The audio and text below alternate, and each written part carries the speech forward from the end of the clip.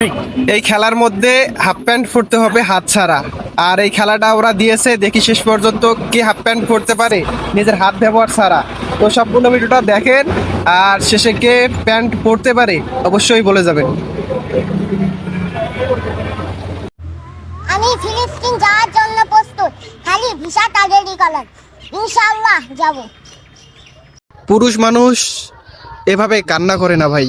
পুরুষ মানুষের কান্নার পিছনে অনেক অনেক অনেক কারণ থাকে।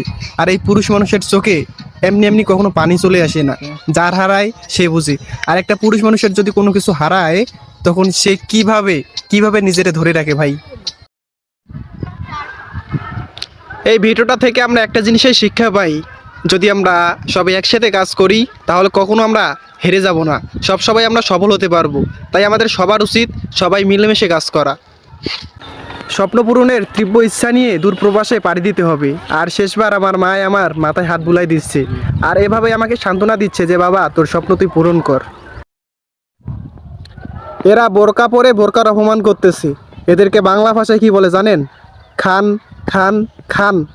বাকিটা আপনারা কমেন্টে বলে যাবেন এদেরকে বাংলা ভাষায় কি বলে।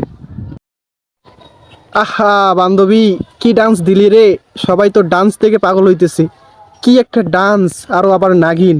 আর কি নাচ রে ভাই! তোর নাচ দেখে সবাই এমন ক্রাশ খাইছে যেটা বলে বোঝাতে পারবে না।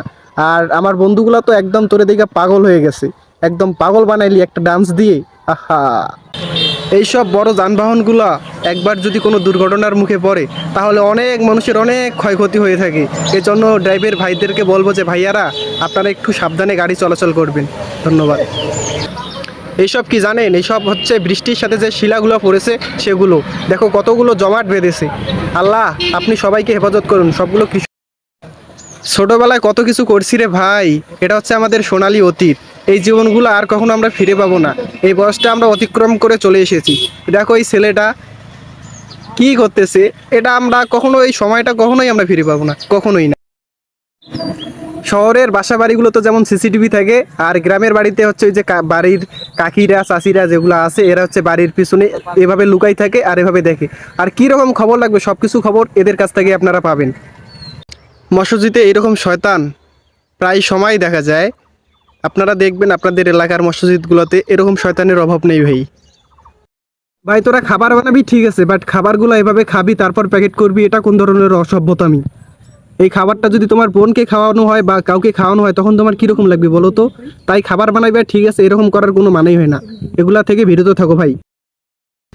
ফিলিস্তিনি মায়েদের কোল খালি, আল্লাহ এই বিচার আপনি নিজ হাতে কইরেন।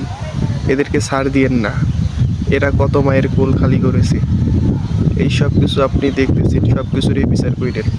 আমরা ধৈর্য ধরে আছি, আপনি কখন এদের বিচার করবেন। ইনশাল্লাহ আমরা সব কিছু সঠিক বিচার পাবো।